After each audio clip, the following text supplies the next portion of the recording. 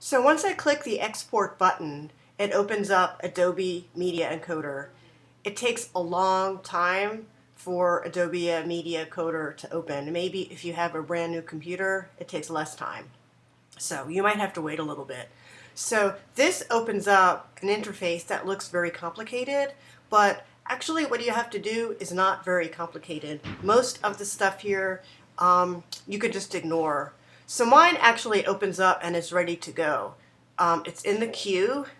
It's automatically saving as H.264 format, which saves it as an MP4, and it's perfect for VoiceThread or most types of platforms.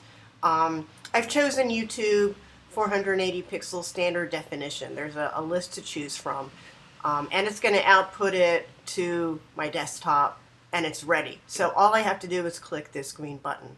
But first I want to show you just what's under here. Okay, under H.264 you have all these other options. You even have ping and JPEG too. If you're doing just a still image, you can also choose animated GIF.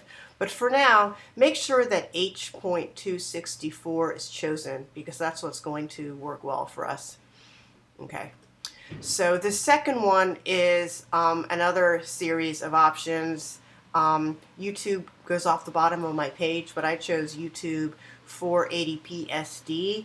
It automatically came up for me, but I think that's because I've used it in the past. You can also choose Vimeo.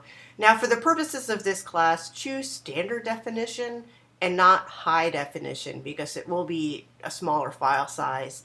And 480 pixels is smaller than 720 pixels. So choose one of the smaller pixel ones.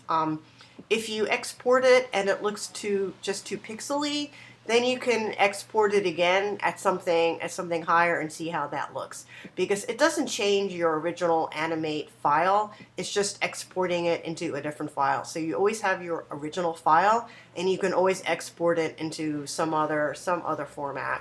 Okay, so now you click this green button and it doesn't take long at all. See, for this, it's a small file, it's done already.